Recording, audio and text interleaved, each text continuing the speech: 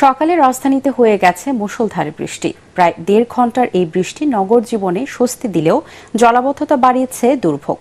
এতে বাড়িধারা, বসুন্ধরা আবাসিক এলাকা, মিরপুর, শেওড়াপাড়া, ধানমন্ডি, নিউ মার্কেট, তেজগাঁও, মালিবাগ সহ বিভিন্ন এলাকার মূল সড়ক ও গলিপথ পানিতে তলিয়ে যায়। কোথাও কোথাও দেখা যায় হাঁটু সমান পানি। এতে আটকে পড়ে যানবাহন। ভোগান্তিতে পড়েন অফিসগামী ও জরুরি প্রয়োজনে বাইরে বের হওয়া নগরবাসী। কামরুজ্জামান রাজীবের রিপোর্ট।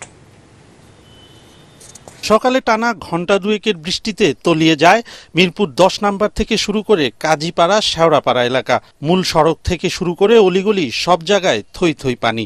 কর্মজীবী মানুষ বাসা থেকে বেরিয়ে পড়েন চরম দুর্ভোগে।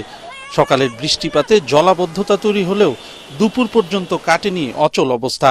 এতে ক্ষোভ প্রকাশ করেন এলাকাবাসী। অনেক বছর যাবত এটা দেখতেছি, কোনো সমাধান নাই। যখনই বৃষ্টি হয় তখনই পানি জমে যায় একদম। কিন্তু এর একটা পার্মানেন্ট সমাধান দরকার, তা না হলে তো এভাবে থাকা কঠিন হয়ে যায়। এখানে প্রায় সময় একটু বৃষ্টি হলেই পানি হয়ে যায়, তো সিটি কর্পোরেশন অবশ্যই এটা খেয়াল রাখা উচিত। বাচ্চা কাচ্চা রিক্সা থেকে পড়ে যায়, এমনি তো সামনে স্কুল, এজন্য আহত হয়ে যায়।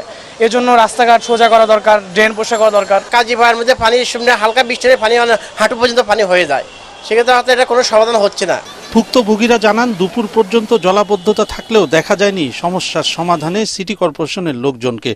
দুর্ভোগের কবলে পড়েছেন স্কুল কলেজগামী ছাত্রছাত্রী আর ব্যবসায়ীরাও। নোংরা পানি, এই পানির ভিতরে কেউ নামতে চায় না।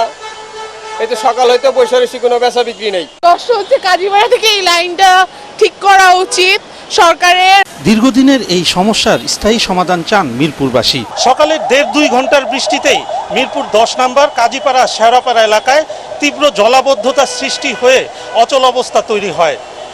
দুপুর গড়ালেও সে অবস্থার এখনো অবসান হয়নি। এলাকাবাসীর অভিযোগ, দীর্ঘদিন ধরে এর সমস্যা তাদের সইতে হচ্ছে, হয়নি কোনো সমাধান। কামরুজ্জামান রাজীব, এটিএন বাংলা, মিরপুর, ঢাকা।